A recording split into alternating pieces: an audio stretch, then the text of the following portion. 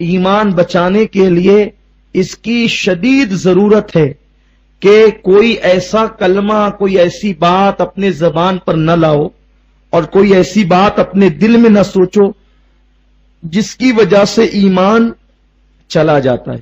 بہت ساری چیزیں ایسی ہے جس سے ایمان چلا جاتا ہے، اور کلمہ کفریہ اگر آپ جان بوجھ کر بولیں گے تو بھی کفر کا فتویٰ لگے گا، اور انجانے میں بولیں گے تو بھی کفر کا فتویٰ لگے گا۔ اس لیے اپنی زبانوں کو کفریات، لغویات سے بچائے رکھو۔ بہت سے کلمات ایسے ہیں جو کفر ہے، جیسے مثال کے طور پہ ہم اس کو ہر سال دہراتے ہیں، بلکہ میں تو کہتا ہوں کہ یہ ایسا سبق ہے کہ اس کو روزانہ دہرانا چاہیے۔ سال کی کیا بات ہے، فلموں کے اندر ایسے ڈائلاگ لا دیے گئے ہیں، شامل کر دیے گئے ہیں کہ جو ڈائلاگ بولنے سے آدمی کافر ہو جاتا ہے۔ گانوں کے اندر ایسے کفری اشعار ہے کہ جن کے بولنے سے آدمی کافر ہو جاتا ہے۔ اسی طرح بھجن کیرتن اگر اس کو خوش اور اس سے راضی رہ کر آپ سنیں گے تو بھی کفر لازم آئے گا۔ اسی طرح کچھ ایسے کلمات ہیں جو کہہ دیے جائیں تو آدمی کافر ہو جاتا ہے، چاہے وہ بار بار کلمہ پڑھتا رہے، کلمے کی پوری تسبیح پڑھے، لیکن اگر اس کی زبان سے یہ کلمات نکل گئے تو وہ کافر ہو جائے گا۔ جیسے کچھ کلمات کا میں ذکر کرتا ہوں تاکہ آپ اپنی زبان سے ادا نہ کرو۔ مثال کے طور پر یہ کہا کہ ہم حدیث اور قرآن پر کتنا عمل کریں، کیا حدیث ہمیں کھانے دیتی ہے؟ جب تک کہ کاروبار میں جھوٹ نہیں بولو کام نہیں چلتا، یہ کفر ہے۔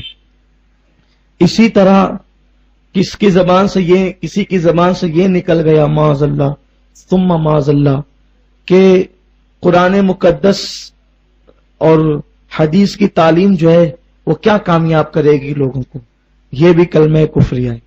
یہ کسی کی زبان سے معاذ اللہ یہ نکل گیا کہ اللہ پاک تو جو ہے وہ مصیبتوں کے لیے صرف ہمیں ہی چنتا ہے، وہ ہمیں ہی مصیبت دیتا ہے، اس کو ہم ہی دکھتے ہیں مصیبت کے لیے، معاذ اللہ استغفر اللہ، یہ کفر ہے۔ پھر اسی طرح کسی نے یہ کہہ دیا کہ نبی تو ہماری طرح انسان ہے، یہ بھی کفر ہے۔ کسی نے کہہ دیا کہ نبی صلی اللہ علیہ وسلم کو علم غیب نہیں تھا، یہ کہنے سے بھی وہ کافر ہو جاتا ہے۔ کسی نے کہہ دیا کہ انبیاء اور اولیاء اللہ کے آگے تو چمار سے زیادہ ذلیل ہے، معاذ اللہ، ایسا لوگوں نے کتابوں میں لکھا ہے، یہ بھی کفر ہے۔ اس طرح کی باتیں کفر۔ اسی طرح کسی نے یہ کہہ دیا کہ حضور صلی اللہ علیہ وسلم کے بعد اگر کوئی نبی آ جائے، نیا نبی پیدا ہو جائے تو کیا فرق پڑتا ہے، یہ بھی کفر ہے۔ تو یہ ساری باتیں بہت چھوٹی چھوٹی انسانوں کو معلوم ہوتی ہے، لیکن یہ کفر ہے، اس سے ضروریات دین کا انکار لازم آتا ہے۔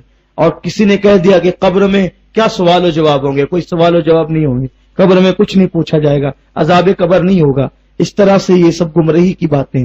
تو لوگوں کو چاہیے کہ وہ اپنی زبان کو بہت سنبھال کر استعمال کریں۔ حضرت مولا علی رضی اللہ تعالیٰ عنہ فرماتے ہیں کہ عقل مند انسان کی پہچان یہ ہے کہ وہ پہلے سوچتا ہے پھر بولتا ہے۔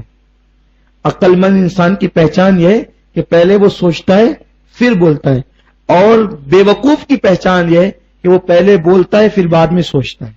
بعد میں سوچنے سے کچھ فائدہ نہیں ہوتا۔ جب تک آپ کی بات آپ کے منہ میں ہے وہ آپ کی اپنی ہے، وہ آپ کی اپنی ہے، اور وہ آپ کے منہ سے نکل گئی تو اب وہ آپ کی اپنی نہیں رہی، وہ آپ کے کنٹرول میں نہیں ہے۔ اس لیے لوگوں کو چاہیے کہ وہ اپنی زبان کو خوب قابو میں رکھیں اور کفریات سے بچیں، لغویات سے بچیں، تاکہ ان کا خاتمہ ایمان پر ہو اور وہ ایمان پر دنیا سے جائے۔ اور جب وہ ایمان پر دنیا سے جائیں تو وہ کامیاب اور کامران ہو، اور اگر انہوں نے کلمہ پڑھا، نمازیں پڑھی اور وہ کفر پر مرے تو آخرت میں ان کے لیے کچھ نہیں ہے۔ جو عذاب ہمیشہ کافر رہنے والوں کے لیے تھا وہی عذاب کفر پر مرنے والوں کے لیے بھی ہے۔ اس لیے بہت سنبھل کر قدم رکھو، اور خاص طور پر دین کے معاملے میں تو زبان کھولنے سے پہلے پرہیز کرو۔